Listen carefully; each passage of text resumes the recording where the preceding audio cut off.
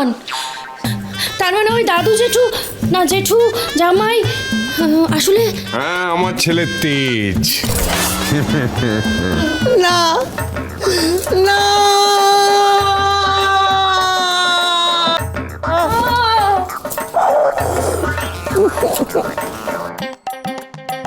মা, বলছি আমি চারপাশ দেখে এলাম, সুধা কোথাও নেই। ও মা, মা, ওই ওই নতুন জেঠু জামাইবাবু বাড়িতে নেই গো।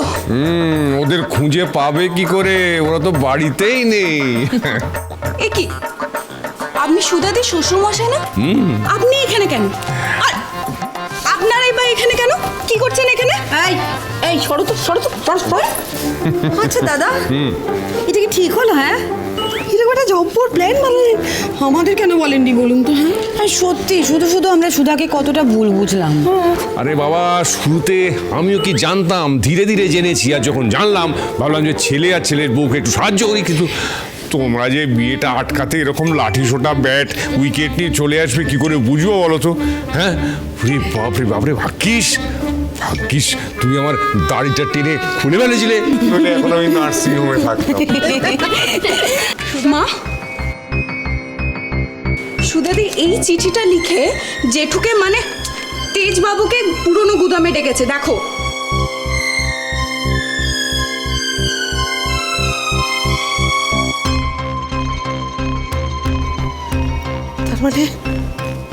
তার মানে সুধা আর তেজ আবার এক হয়ে যাবে।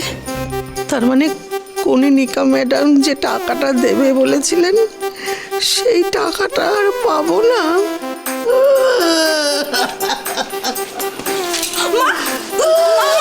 কি হলো তোমার? মা,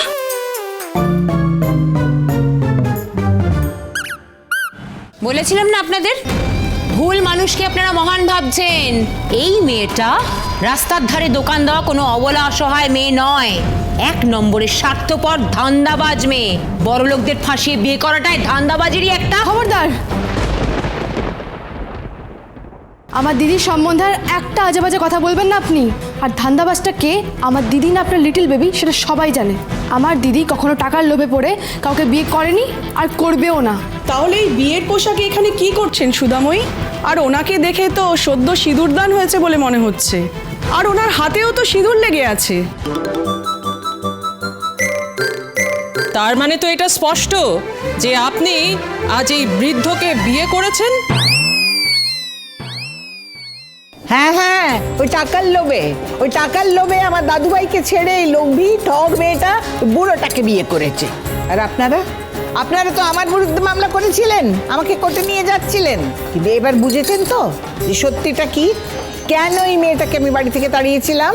এই মেয়ে জানেন, আমাদের কাজের মেয়ে শিলা তাকে বেআইনিভাবে দ্বিতীয়বার বিয়ে দিচ্ছিল, আবার এখন নিজেও করছে।